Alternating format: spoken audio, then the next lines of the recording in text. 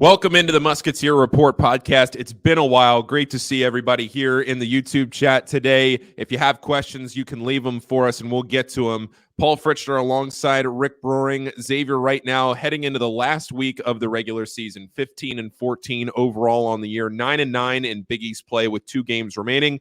Xavier was on a 4-game losing streak, but then snapped it with back-to-back wins over DePaul, 91-58 final score. That was at Cintas. And then Georgetown over the weekend on Saturday, a 98-93 comeback win for the Musketeers, 61 points in the second half for Xavier. In that win, Des Claude goes for a career-high 36. Xavier right now sitting at 51st on KenPom, 61st in the net. They're not on the radar of any bracketology reports. I wouldn't say they're completely dead yet, but they are completely dead yet. I guess technically, if you want to get into the nuts and bolts of it, if Xavier goes 2-0 this week and you pick up 2 quad 1 wins and then you get 2 quad 1 wins in the Big East tournament, you end up with 4, maybe you have some life. But that's just to set the table for everything that we're going to talk about throughout the rest of this show. Rick, it's good to catch up with you. Like I said, it's been a couple of weeks since we've done a show. So let's start off talking about what we think was more impressive over the last couple of games. We've seen Quincy Olivari and what he did in the second half against DePaul. He put up 28 points in the second half against the Blue Demons. Des Claude was too short of that in the second half against Georgetown, put up 26. Olivari finished with 32. That was after he scored 43 against DePaul in the first game. So 75 combined points against DePaul in 2 games this season. Des Claude had 36. He was 13-20 from the field. He only took 1 3 in that game against Georgetown. He missed it, but was extremely efficient, got to the rim, was able to score pretty much with ease whenever he wanted. 4 rebounds, 4 assists, only 2 turnovers. Their stat lines in those games, Quincy and Des, were almost identical. Quincy had 1 more rebound. Otherwise, the stat line's basically the same. I think looking at how the game played out and what Des has been through over the last few games with some shooting struggles and everything else, I'm going to give the edge to Des there, just willing the team back to a win in what was a desperate situation with Xavier losing in that game. But to score 75 combined points in 2 games against the same opponent, that's incredible, because generally when you see somebody score that many in the first game, the team's going to make some adjustments and it's not going to happen in the second game. I know it's DePaul, the worst power conference team literally of the KenPom era, but still, to be able to go out there and do that again a second time, it's not for nothing. So, Rick, that was 3 minutes of my setup for this podcast. Take it away. Catch your breath, Paulie. Catch your breath. Yeah, go ahead. This question is a good one, because you're sitting there watching these games back to back, and they're 2 meaningless games for all intents and purposes, right? I mean, the DePaul game is totally meaningless. The Georgetown game for Xavier, I mean, it could have been a bad loss. So I guess from that standpoint, at least you're able to avoid an embarrassing loss here at the end of the year. And it was good to see some of the young guys step up and all of that. But we got 2 really memorable individual performances here from Quincy Olivari and Desmond Claude. I mean, these are games that I feel like we will talk about 7-8 years from now, when these different games come up where we're like, oh, what was the loudest Cintas Center has ever been? And we'll be referencing like a Georgetown game from one of Chris Mack's years that was a meaningless game, right? Different things like that will pop up from time to time when we have these conversations on podcasts. And I think both of these performances by Quincy Olivari and Desmond Claude will be those types of performances where they come back out in Xavier lore throughout the next several years, maybe even decades. And so I wanted to talk a little bit about these 2. And I guess I agree with you that ultimately, because of the situation of the game, that Xavier was behind, they needed a miracle, needed someone to step up and take over at the end. Otherwise, they were going to suffer an embarrassing loss at Georgetown.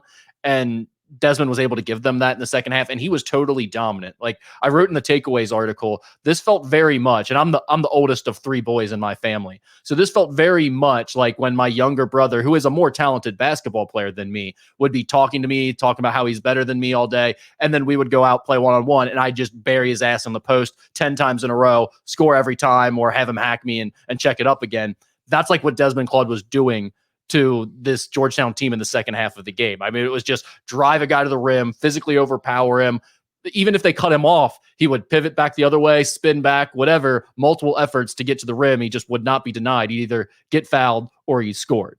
Now, Quincy Olivari was way more aesthetically pleasing. His performance with the deep threes, the one shot where he's in the lane, he kind of like threw it up over his head as he was getting fouled and it went in. I mean, he had some great shots, but it's just hard. Like when you're blowing out DePaul the way they were, and it's all kind of meaningless and feels like the game's carefree at that point. It just, I don't know, for some reason it doesn't feel as significant. But I mean, in terms of like most impressive, it does get hard because like we're talking semantics there. And again, Quincy Olivari probably made the more impressive shots if we're going that way with the question. Yeah, you look back at what Quincy was able to do in that game in the second half and putting up almost 30 points. But just the threes, it's so refreshing watching a game like this. And I think I've said this before here on the show, where he shoots a three and you just know it's going in, right? Like in those two games against DePaul, it didn't matter where he was on the floor. And he's had some off games this year. He didn't play well against Georgetown, but it didn't matter because Dez was fantastic.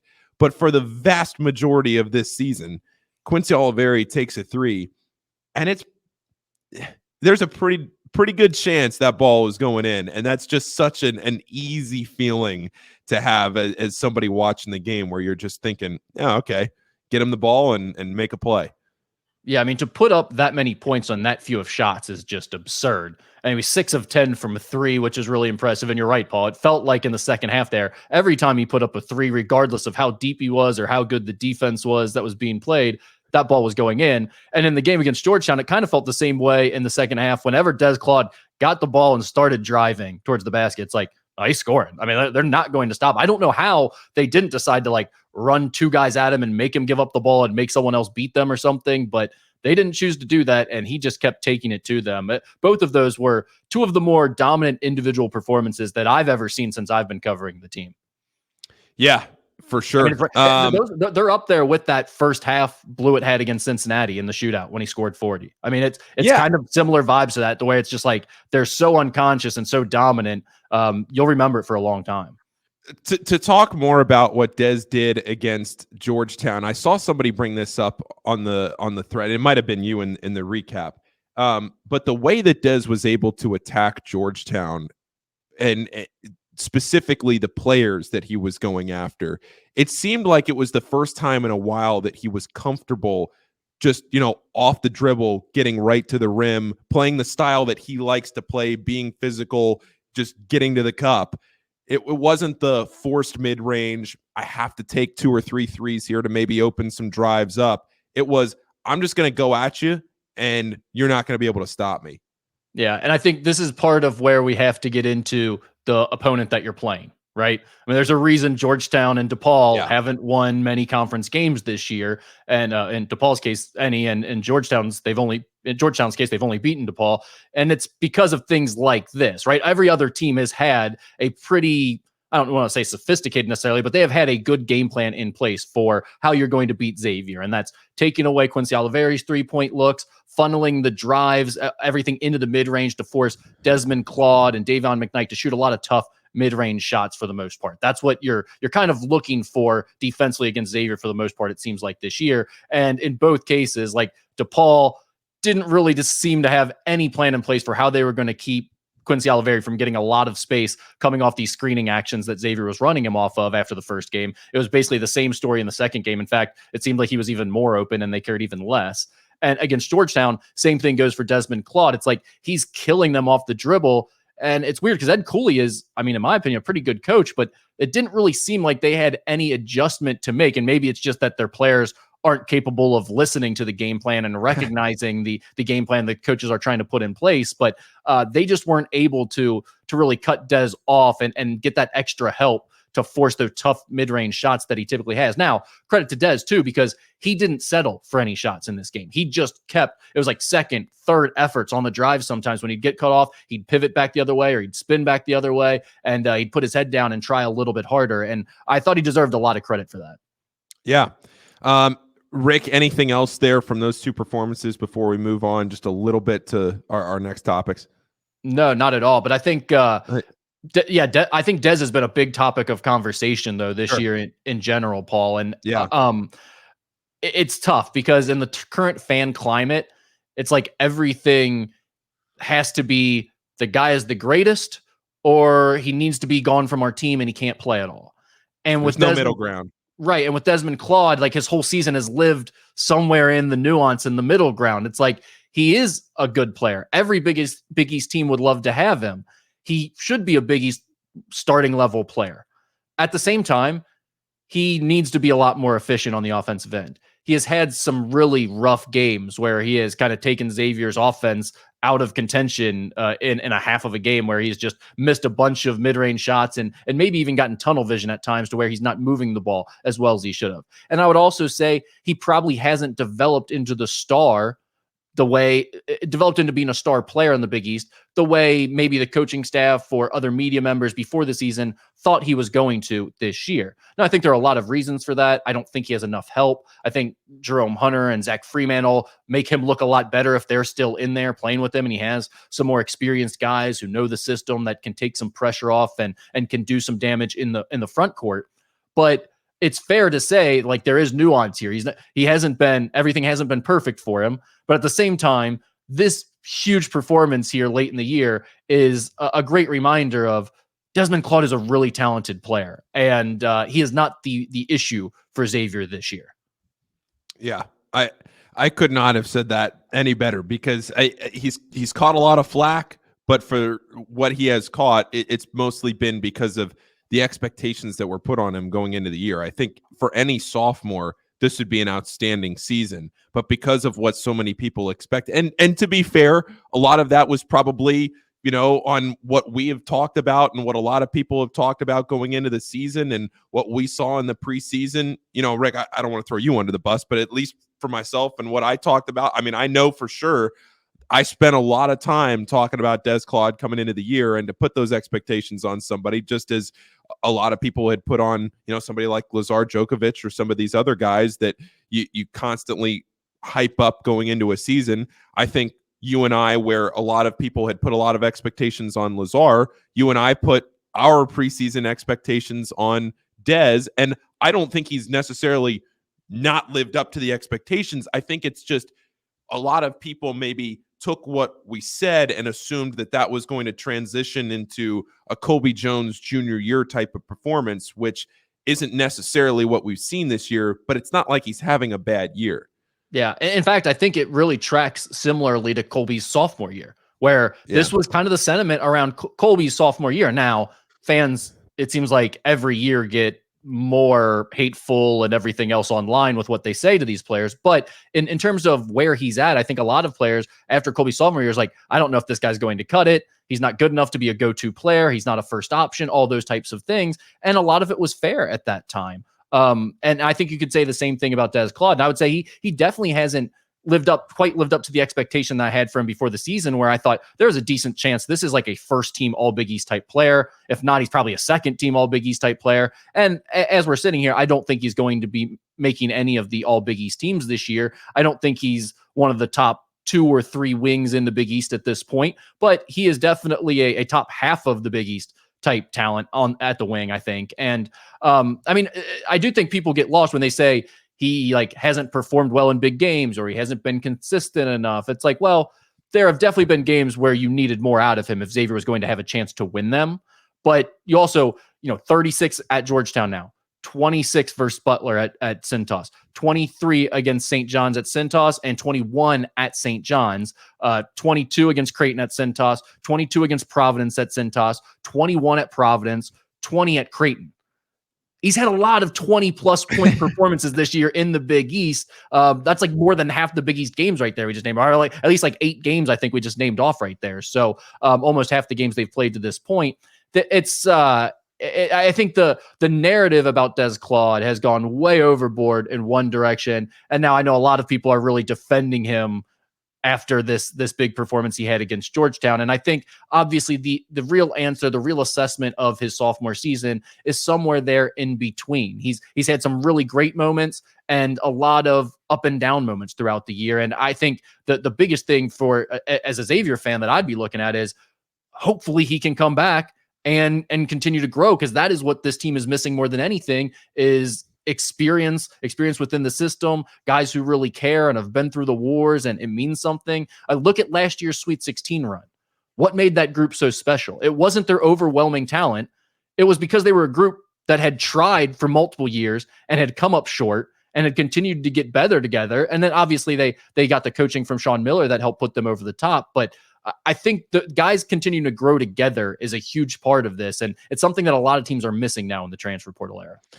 Yeah, for sure. I think the transfer portal era has jaded so many people to the point where if somebody doesn't have a good year, you assume they're going to leave. Or if they have a great year at a not so huge school, you assume they're going to go to a bigger school afterwards. But then you have to look at what this coaching staff has done with so many players over the years. And I know specifically with Sean and in these last couple of years of him being here, the track record of success of development, it leads you to believe that you have a pretty good chance of retaining the guys that you want to retain and saying, hey, especially in the backcourt, look at what we've done for X, Y, and Z and where you can get just because you're here with us and what we can provide for you. So it's a lot about buy-in. It's a lot about the player's attitude. It's a lot about what that player has to give. And if they buy in and they're willing to compete at that level, yeah. Kind of a funny note there, what you're talking about with the fans who are jaded by players transferring, or they feel like a player plays well, he may transfer and they may lose him. I do find it funny that constantly throughout the course of this year, all I've heard is, this guy needs to leave. We need to get this guy out of our program. We need this guy to transfer. It's like fans say they hate the transfer portal, but they are the quickest to talk about using the transfer portal to better their team and get rid of guys, and they want constant change. And so, I mean, I constantly hear about how the transfer portal is going to ruin the sport with fans. I don't know if that's true. If you look at the professional ranks, I think fans love free agency. It's hugely popular. And I think it's going to be very similar at the collegiate ranks, because as we hear all season long, fans are already talking about who's going to be leaving their team in the spring. Yep. All right, let's move on to Kachi Nzeh. How is he held up in the first real action of the season? We've seen him a couple of times, only twice before the last 3 weeks. Did he play more than 3 minutes in a game? He played 10 minutes against Purdue. He played 9 minutes at UConn. But other than that, he hadn't played more than 3 minutes in a game. And now since Seton Hall, he played 20 minutes against Seton Hall, only 1 minute against Providence, but then 15, 22, and 28 against Marquette, DePaul, and Georgetown. He's gotten some real run. He had his career high, his season high, career high, 13 points. He was a perfect 5 for 5 from the field against Georgetown. He was 3 for 4 from the free throw line. I had a couple of steals. He played 28 minutes, 6 boards. I like what I've seen from Kachi Nzeh so far. It's promising. I really like what I've seen from Kachi Nzeh, and I say that understanding he has shown at times that he is raw, and he has shown that he maybe isn't always in the right spot, and he is messing up on the defensive end at times. So I understand all of that. There are real reasons he hasn't been playing a lot of minutes this year, and he hasn't helped this team more sooner when they needed it. At the same time, I do think there is a lot to like, Paul, and the biggest thing is it's kind of refreshing to see after a season in which Xavier's front court has been bullied a lot and they haven't had the physicality and they've struggled on the glass. It has been nice to see a guy who has seemingly his strength on the court right now is that physical toughness and the ability to sort of jump through guys and rebound and rip the ball away from opponents who are big, tough guys. Xavier just hasn't been able to do a lot of that this year with their front court. And it feels like Kachi has brought some of that here in the last 4 or 5 games where he's gotten to play significant minutes. So where do you see as far as the future goes? I'm not asking you to pull out a crystal ball here, but if you're thinking about comparisons and what Kachi Nzeh could be, I think you try to project that raw talent, and sometimes it's hard to do. But what do you see out of a guy like Kachi? I think he has a future in the Big East. Now, where this goes in terms of is he going to be a big-time starter and average a double-double or something at some point in his career? I have no idea about that. But I would say, in terms of what really matters to Xavier fans right now and what they're most interested in, I think Kachi Nzeh, if you're asking me, who are you most certain will be back next year for Xavier out of the front court players? I think I would lean toward Kachi has the best chance of being back with next year's team. Now I say that there'll be multiple guys that'll likely be back out of the front court players. But if I'm trying to say who I'm most confident in, I think Kachi would, because it seems like they've been most certain of his development long term. Like they had a plan in place for him. They knew this was going to be mostly a development year for him. And now you're starting to see some of the fruits of that development already right here at the end of the season as he's making his way onto the court. I would even say, Paul, if you go back to, I realize those games in the Bahamas were less than meaningless in terms of the level of competition they were playing. But you look at that, you look at like the blue-white scrimmages and stuff, it's almost surprising based on what Xavier struggled with this year that Kachi didn't get more minutes earlier in the year and find his way into the rotation, because we saw some of these same things that he's doing now before the season started with his toughness, his athleticism, his defense, his rebounding. I guess my only answer to that is probably like, I just don't think seeing him at practice and now even seeing him in more extended minutes that he has had a firm grasp on the system and where he's supposed to be on offense and on defense within the ball screen coverages. And it's tough to trust a guy when you're in the heat of the battle and you've already got a front court that you're not sure of. Like, what am I going to get from this guy on any given night? What am I going to get from that guy? To put out a freshman who may not even be in the right spot for 3 or 4 minutes of a game where you know it's going to come down to the last possessions, that's probably tough for a coaching staff. So I guess that's probably where I'd come out on why he didn't see more minutes sooner. Yep. Anything else on Kachi?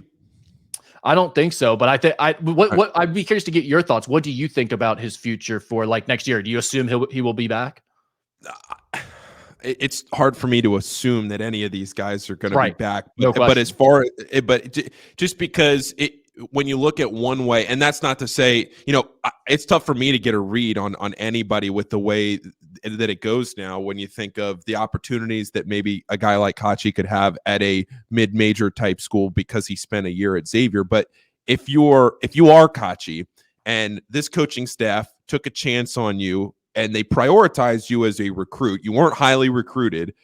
Sean Miller specifically goes out with David Miller, finds you, recruits you, brings you to Xavier, and is patient enough to work with you. And then the other thing, too, that I will point out from this is that, and we're going to get to this more in a second with Sean Miller's radio comments, but when a coach makes a comment about you or talks about not playing guys or talks about playing guys more, it doesn't always pan out, right? It's like the old Mick Cronin, nobody's going to be playing, and then, it's the same starting lineup in the next game, right? Yeah, we're doing open tryouts for new players. Yeah, we're doing anyone on campus. Yeah, exactly.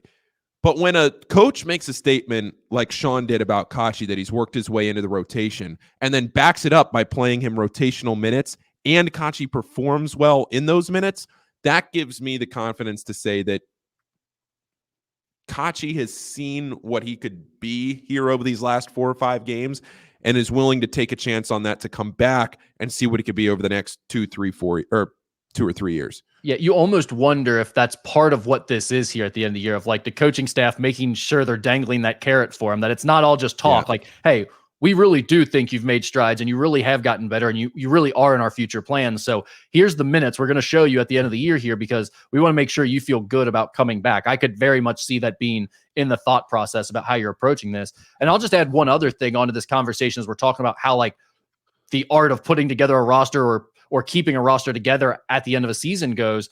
I'm not saying this specifically for Kachi, but I'm just saying you're mentioning Xavier bringing him back, having a plan for him, developing all this stuff. Well, you now also have to think about your resource allocation when it comes to NIL, right? And maybe Xavier's thinking a sophomore returning who didn't really produce anything as a freshman is slotted into this level as NIL. And maybe there's a school out there who's had their eyes on Kachi and they say, look, see, he's what we thought he was. And again, I don't think this is specific to Kachi. I'm just throwing out a scenario that could play out for any player at any time on anyone's roster. A team sees like, man, look what he's done at the end of the year. We knew he was good. Let's offer him above market value for NIL and see if we can lure that guy away. That all of a sudden, because you're saying you can't really assume anything with anyone, that's why you can't. Because there's a new part of this game when it comes to putting your roster together and keeping your roster together that you may not always think about. And it could play out something like that. So that's why we're always going to be hesitant to say, yeah, this guy will definitely be back next year. Yeah. Exactly. All right. Let's get to Sean Miller's comments from the radio show last week. I have 3 quotes that I tweeted that I think are the most important ones that I picked out. Sean said this after the loss to Marquette in Milwaukee. He said, quote, "The disposition of our group in Milwaukee playing Marquette is just fundamentally unacceptable. They were not ready to play. They did not play with great effort. And there's a couple of guys that quite frankly don't deserve to play anymore." He went on to say, talking about next year's team, that, quote, "A lot of the players that I think will be on next year's team, we don't have yet." And then continued in the show saying, "What is expected is that you're going to play your heart out. You're going to play with tremendous effort level from the start of the game to the finish, or else I'm telling you right now, you will never play here. You won't even know who these guys are." I don't know if you can possibly have a stronger statement than that as a coach, because it's different than what Rick Pitino said. Rick Pitino had just lost the game. He got up on the press conference 10 minutes after that game was over, ripped his guys, came back, apologized, whatever. And I'm not saying anything about these comments. I was fired up reading these comments. I love these. And this is part of the reason why you love Sean Miller as a head coach. But Sean went back, took the flight home from Milwaukee, took the day, watched the film, and then went on the radio show and made these comments. So he had thought this through. He knew what he was going to say and challenged his team, and they responded with a 2-0 week. I know it was DePaul and Georgetown, but they easily – I know it was DePaul and Georgetown, Rick, but there was a large segment of this fan base, and if anybody didn't have a little doubt in your mind that, yeah, you're not going to lose to DePaul at home. Because, again, this DePaul team is different from every other DePaul team that you're thinking of and how bad they are. But that Georgetown game, with the way that Xavier had laid down against Marquette and had gotten beaten by Providence at home, beaten by Creighton, you're on a 4-game losing streak. You're thinking, okay, you beat DePaul, but then are you really going to go on the road and win a game? Can this team win a road game? And then Sean Miller comes out, makes those statements. They responded, and they win a couple games. Yeah, I guess to me, that's the question. It's like, did the team respond, or did they get lucky to pull off a win at Georgetown? And obviously they're going to beat DePaul the way they did. And I don't know if there's a great answer to that. The one thing I will say, he made the comments at a smart time, because it's going to look good when you have those 2 games coming up right after you make comments like that. Your team is going to look like it's playing better. So in that regard, I think it was smart to say it when he did. The other thing I would say is, and this probably goes back to our Desmond Claude conversation, because I know people were going through that tip-off video when he mentioned that there were 2 guys who didn't even move in the tip-off at the Providence game, and so they shouldn't be playing going forward. And everyone went through the video, and let's face it, if you're looking at who is most obviously not moving when that ball was tipped, Desmond Claude still has his hands on his knees at that point. So it felt pretty obvious, even though Sean didn't say any names, that he was at least pointing at Desmond Claude somewhat with that comment. And I also, if you look at the way Desmond played in that Providence game, it was one of his worst performances of the season, probably. He really was not good in that game. So if Marquette. Excuse me. I keep saying Providence, Marquette. It's right. If for no other reason, I think that individually Desmond Claude responded to these comments. I think he's played a couple of his best games, and not necessarily just from a scoring standpoint, because I know he did that against Georgetown and not necessarily against DePaul, but just in terms of the effort, the attention to detail on defense, adhering to a game plan, those types of things. I thought Desmond Claude got the message. In terms of the rest of the team, like, did they need the message? Was the message received? I don't know. I didn't think they played all that well against Georgetown, to be quite honest. I thought Desmond Claude was unbelievable in the second half and brought them back with an incredible individual performance. Otherwise, they were very likely to lose to one of the worst high major teams that is out there right now, aside from DePaul. And so I think we will get a better idea of where this team is at this coming week when they play a couple of much tougher games at Butler and then at home against Marquette. Again, I go back to what I said earlier, where there's a very easy world where this team lays down. They've been eliminated from the NCAA tournament conversation. They don't really have a lot to play for. The transfer portal's a couple of weeks away. You mail it in. You say, all right, we'll finish off a couple of games. We'll take the trip to New York. Maybe we win that Wednesday game. You get waxed by UConn on Thursday afternoon, and the season's over, and you move on. But if you go to Butler You're coming off a 2-0 week, and winning always cures all, right? Winning games always makes everything better. You can listen to the players, you can listen to the coaching staff, you can listen to people around the team. They can say whatever they want. Guys can be as negative as they want to be or as positive as they want to be. But at the end of the day, whether you're beating the 362nd ranked team in the country or whoever it is, having more points than the other team at the end of the day is always going to cure your spirits. And they've done that twice now in the last week. And for 18 to 22-year-olds that are competing at this level that haven't gotten a ton of wins this year, I thought one thing that Sean said, and he has said this multiple times, and he said it again after the Georgetown game, that going 9-9 in conference, he talked about how proud he was of these guys and everything that they've overcome. The fact that to this point, they've still been able to notch 9 wins in conference play, and that's not nothing. And now you've set yourself up where you win a game this week. I mean, this Butler game, for at least the nostalgia of everything, right? It's a game that Butler cares a lot about. It's a game that if you beat Butler, you keep the 500 under 500 if you beat Butler.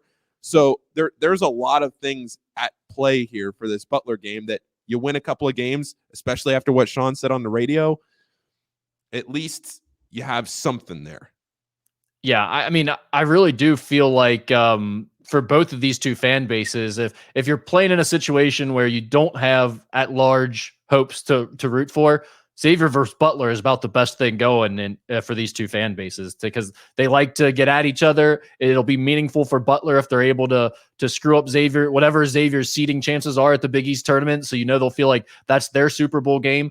And like you said, I mean, I think to continue the feel good momentum here coming off these two wins over the dregs of the conference, if you win at Butler and let's say like Kachi Nzeh continues to get more minutes and plays well in that game, I mean, now you're really sort of building on a little something that you have to feel good about, regardless of what it means in terms of where they go in Big East seeding and if they actually could pull off a miracle and make a run to the NCAA tournament or something like that. It would just be good to finish the season on a real positive note and not just say, well, yeah, we had those 2 wins against Georgetown and DePaul.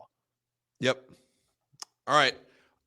Next up here, we're going to talk, Rick, I'll open the floor up for you. Again, I'll say the same thing just to kind of set the stage here. I'll say the same thing I've said for 2 weeks. As far as Sean's future goes at Xavier, I don't know anything. I know as much as you know and what I hear. And you can say that, you don't believe me because I host the Sean Miller podcast. And Paul, you've got to know something and you're just blowing smoke. Believe what you want to believe, but I can tell you right here, I don't know one way or the other anything more than what, Rick, you've reported, or what, the guys on the field of 68 reported this morning. Jeff Goodman talking about Dusty May potentially being a leading candidate at Ohio State. So as far as that goes, I just want to make that clear that, I'm just going based off of those things. But Rick, what have you heard on that end? Yeah, I think the biggest thing to note here is we're starting to get some of the reports coming out, like Jeff Goodman said today, and I think it's important to make clear what he said. He did not really source a report saying that Dusty May is a leading candidate. He said he thinks Dusty May will end up being the leading candidate, or Dusty May will end up getting the job, something but he did parse it with saying basically he thinks this will end up being what's happened. He didn't really source anybody saying this is what's going on. So it's not exactly a report. It's more of this is sort of the tea leaves I'm reading. And I think that makes sense. I think what a lot of national people are seeing right now, and even people behind the scenes in the college basketball world are seeing, is that Indiana doesn't sound like it's likely to open. I mean, they're not going to fire Mike Woodson right now. Crazy. And I know Woodson's an IU guy, but woof. Yeah, if he doesn't walk away on his own, which some think may be possible just because he has plenty of money and he's been there for a while. But if he doesn't walk away from his own, the sentiment is that he's not going to get fired. At least that's what a lot of the reports have been over the last 2 or 3 weeks. So if that's the case, I think a lot of people are seeing Dusty May down there at Florida Atlantic, knowing he can't wait another year or two to get out of Florida Atlantic. That's just not a sustainable place to be. He's got to take a high major job and cash in now. And if that's the case, then he probably becomes the most gettable and the easiest name to sell. Like, to fans who are going to have their different opinions on a guy like McDermott or a guy like Miller who already have a track record. And there are things definitely to like, and there are some things maybe that you don't like about it. Dusty May is the new shiny object that everyone has declared as the next great coach. So, there's nothing about his career to this point to point to and be like, well, there's that we don't like. It's just nothing but upside at this point with what he's done at Florida Atlantic. So he may be the easiest name to sell. I know there are some people behind the scenes who like him. There's the reports about LeBron supporting him. I don't know what the hell that really has to do with anything. I don't think that's very meaningful. What I would tell Xavier fans is this.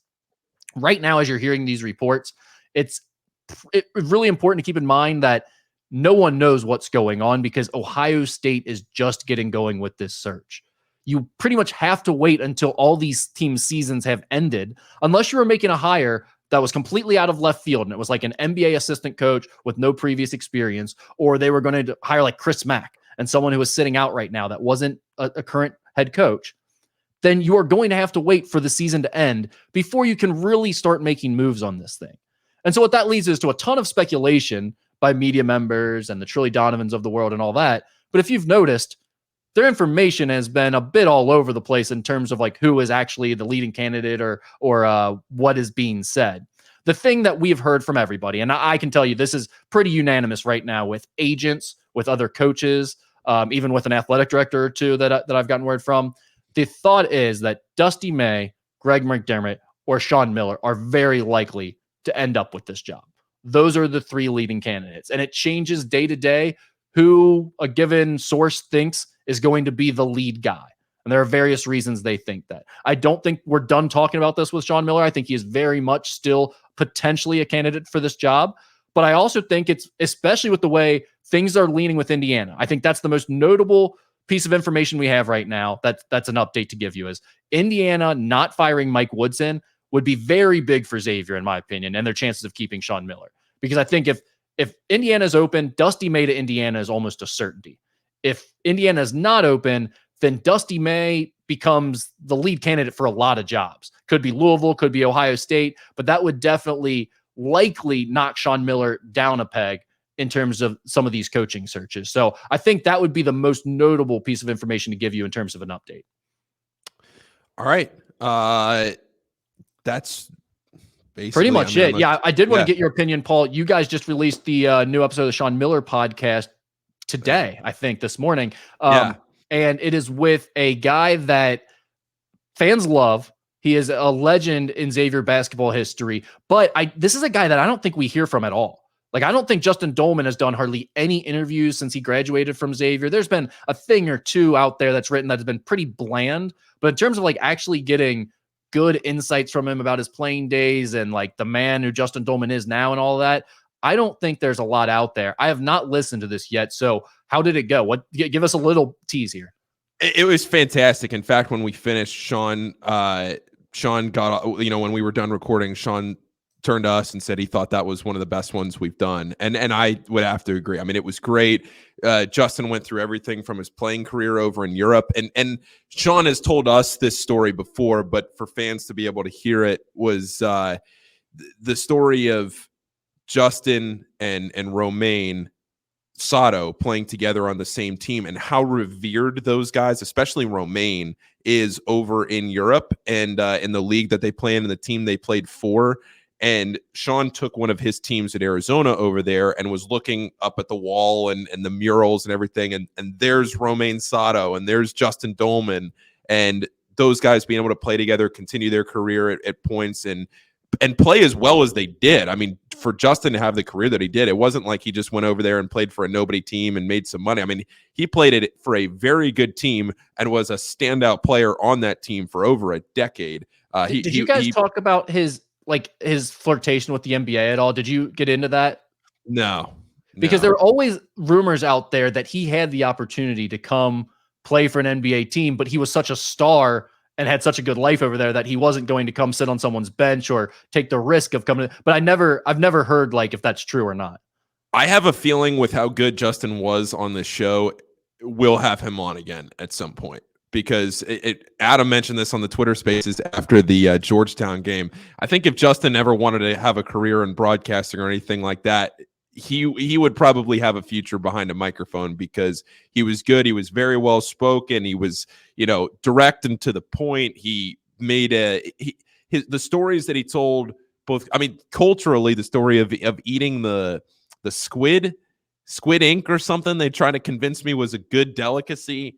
Adam wants to have me try it on the air. I mean, yeah, Paul has pointed out that Adam seems to think they can get me to try this on a show live. There's a few things that I've been suckered into having to do live on a show sometime. You were a picky eater as a child. I can tell. No, you were a picky eater. No, I'm not. Well, I'm not like picky. It's just I have my favorites and I stick with them. That's not literally the definition of being a picky eater. Yeah, but if somebody makes something new, like if my mom's gonna make me something new, and she's cooking dinner, it's like I'll eat it. I'm not gonna say no. But you're ordering squid. Yeah, there you go. But I'm not gonna go out to a restaurant and order squid ink. Who does that? I think everyone saw on your face when that was brought up, and we've seen the outtakes obviously on social media, and everyone saw on your face when that was brought up that you were out completely on overseas. I guess I have to be in on it. Yeah. But anyway, yeah. So Justin and they talked about, as far as Xavier time goes, they talked a lot about the Ohio State game and how that game finished, and also from a coaching perspective, Sean's philosophy in fouling versus not fouling up 3, which is something that everybody always talks about, and they spent a couple of minutes talking about that. So yeah, highly recommend. It was a great show. We recorded it right after the DePaul game last week. So shout out to Justin and his family for sticking that one out. We were recording until it was like 10:45 by the time we finished, and he has season tickets, so he's made it down to a few games this year. Yeah, it was good to see him. Good that he's around, and yeah, good show. Hopefully everybody enjoyed it. All right, good deal. Let's wrap it up with this, Paul, and I'll tell people this before we talk about the Big East tournament scenarios. If you have any questions for us, you want us to answer something random that we didn't hit on already, you can go ahead and pile those in, whether you're on Twitter, YouTube, Facebook. We can see it all. Give us your questions here at the end. We'll answer them briefly. If you don't have anything, that's fine too. But Paul, the last thing I want to get to with you is you sent out a tweet earlier today. This is your time to shine. Your time of the year. You love going through all the tournament scenarios and be like, if this team wins this game and that team loses that game, then what does that mean? You played it out. You tweeted out a couple scenarios that could happen for Xavier. It seems to me it's most likely that they end up in the 8-9 game playing Butler, but there's a chance they could have a much better road than that, right? That's right, Rick. You see, when you get to this time of the year and you get in the first week of March, nobody gets in the lab harder than I do. I was texting Shelby Dermer earlier today, and we were talking about some different scenarios, and I sent him the link for that website that I created a thread for on Musketeer Report. And I said, look, you could talk me into Matt Brady here getting to the final if you just click a few buttons and it goes a certain way, right? I mean, the bracket can always break a certain way on bball.notnothing.net. But anyway, as far as Xavier goes, Rick's bringing it up right here on the screen. There's definitely a path. If you click to the next screen, Rick, if you click to the second, I don't know if you can do that on the next picture. This picture right here is I would say a pretty likely scenario. I wouldn't say it's the most likely, but Xavier and Butler playing in the 8-9 game at 4:00 on Wednesday. Butler is locked into that game. Now, whether they're wearing the white jerseys or not as the 8 seed or the 9 seed, that's TBD. But Butler will play in the 8-9 game at 4:00 on Wednesday. Who they play in that game is still TBD. And it's much more likely as we sit here today on Monday afternoon that Xavier avoids that game than it was a couple of days ago. It's going to take some help, but if Xavier beats Butler, it really just all rides on Xavier beating Butler at Hinkle on Wednesday night, which is going to be a tall task. I mean, we all know how much Butler cares about that game, not to say that Xavier doesn't, but we know for sure how much Butler and their fans care about winning that game at Hinkle against Xavier. So for Xavier to win that game, that would set the table. That would really open up Pandora's box of all the scenarios that could play out over the last couple of days and the last day on Saturday of the regular season. Butler is the only team that doesn't play on Saturday. They're the ones that have the bye going into the Big East tournament. But if you look at what Xavier could do if they beat Butler. I mean, if Seton Hall was to upset Villanova at the Pavilion, which I don't think is completely out of the question, if Seton Hall was to win that game, then they would have DePaul on Saturday in their final game of the season. Xavier now has to play Butler at Butler, but you also play Tyler Kolek will not play for Marquette on Saturday. He's sitting out the final 2 games of the regular season. Marquette doesn't have a ton to play for. They could play for NCAA tournament seeding. Marquette could slip as low as 4 in the conference. They could, if they go 0-2 and some things don't break their way, if they go 0-2 and Seton Hall goes 2-0, Seton Hall would actually leapfrog up into that 3rd seed and Marquette would drop down to the 4-5 game. So Marquette, it's not like they don't have anything to play for, but they certainly have a whole lot less to play for than Xavier does in a sense of just how that Saturday game would match up. So they've already said that Tyler Kolek's not going to play on Saturday, which means if you're sitting here and you're thinking to yourself as a Xavier fan, what could happen throughout the week? If you beat Butler on Wednesday night, you get a little bit of help. It's not out of the question that Xavier ends up as a 6th seed, and it's not totally out of the question that Xavier ends up as playing Seton Hall on Thursday night, a team they've already beaten by 20 this season. Now, they did get blasted by them a few weeks ago, but it's not totally out of the question. I think just from the way it's stacking up. And I got a question on Twitter a few minutes ago. It said, Paul, which path would you prefer? Tough exercise of wanting an easier path to an auto bid versus higher quality wins. Look, I think Xavier is totally out of the at-large conversation right now, because if you think about it, Xavier, if they go 2-0 this week, they would have 2 quad 1 wins added to their resume. So you'd end up with 4 right now. They have 4, right? They're at 4 right. They're at 2 right now. I think they have 2. They might have 3.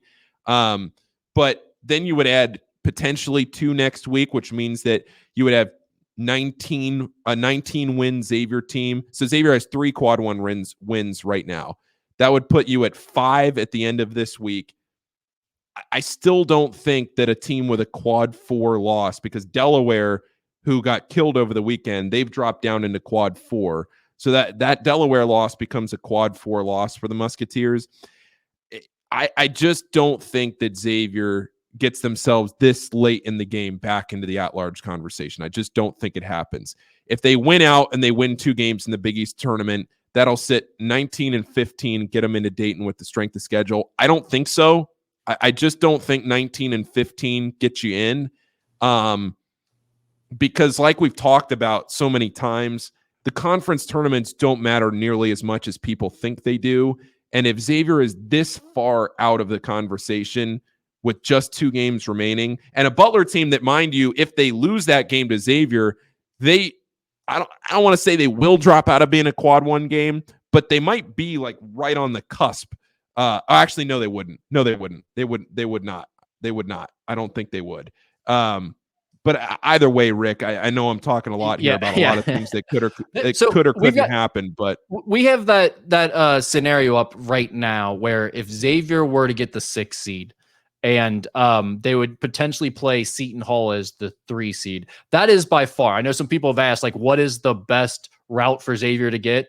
This is by far the best scenario they could possibly have. If they have DePaul on Wednesday night, then you play Seton Hall on Thursday night in the quarterfinals. Those are 2 very winnable games for this team. And then you look at the semifinals on Friday night, and the other side of that bracket is Villanova versus Georgetown, and the winner of that game, which is likely to be Villanova, would be playing against Creighton. So you have the winner of Villanova-Creighton. We would expect that to be Creighton. If by somehow, some miracle, you get Villanova in that game, now you really feel like you have a chance to make it to the championship, and you'll take whatever happens there. But if you get Villanova, if you get Creighton, obviously it's going to be very difficult, and you're probably screwed either way. You're definitely screwed if you get UConn in the championship game, but you take your chances if you can make it that far, right? So, I think this is, if you're looking for what scenario do you want as a Xavier fan, this is clearly the scenario. You want Xavier as the 6th seed, and you want to play Seton Hall in that 3 seed game. Yep. All right. So, and again, that basically all just rides on Xavier beating Butler on Wednesday night. And I saw Troy pointed out in the chat talking about the streak. I was talking about the streak of regular season and having a losing season in the regular season. Xavier has the 6th longest streak of not having a losing regular season. Last time that happened was 95-96. Kansas, Arizona, Michigan State, Gonzaga, and Duke. Shout out Retire 52. Those are the only other schools ahead of Xavier as far as not having a losing season goes. So, you win 2 more games, you avoid that, and then you go from there. But Rick, that's all I have. That's it. 7 o'clock on Wednesday night at Hinkle. I'll be there. We'll see how it goes. Transfer portal opens on March 18th, and Big East tournament a week away. We'll probably do a podcast on Monday before the Big East tournament a week from today, but that's all I got. That's all I got. Thanks, Paul. Appreciate it. All right. Thanks, Rick.